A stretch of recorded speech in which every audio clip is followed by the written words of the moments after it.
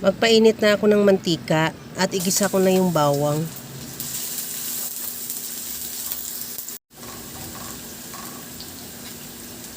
Ilagay ko na rin yung sibuyas.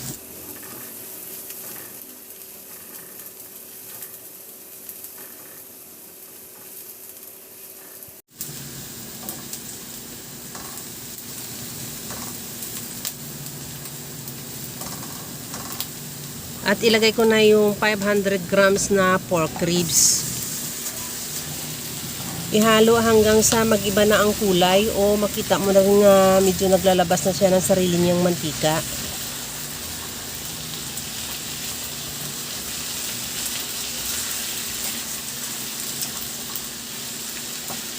Timplahan ko na rin ng asin at paminta. Maglagay din ako ng oyster sauce. At lagyan ko na rin ng ketchup.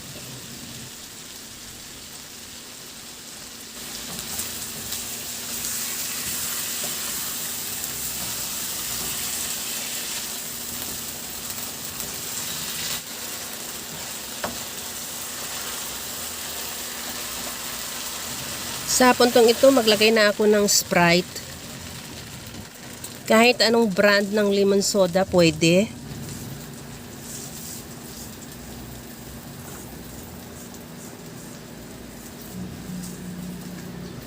Maglagay na rin ako ng tubig para dagdag pampapalambot sa ating pork ribs.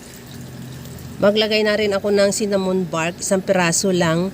Kung wala kang ganun, pwede naman dahon ng laurel or yung bay leaves. Takpan hanggang sa maglambot yung ating pork ribs.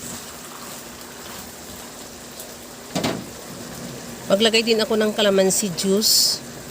At ihalo lang hanggang sa medyo mag-reduce yung sauce niya. Pero kung gusto mo nang medyo masabaw-sabaw pa yung sauce, okay na ito, ready to serve na. Pero kung gusto mo rin na mas malapot yung sauce, ituloy mo lang ang pagluto hanggang sa makuha mo lang yung gusto mong lapot. At pagkatapos siya, ready to serve na. Kaya mga kalasa, kung nagustuhan mo yung ating video, please like na lang at pakishare na rin sa inyong mga friends. At kung bago ka pa lang sa aking channel, subscribe na at i-click mo na rin ang bell button para sa mga notification.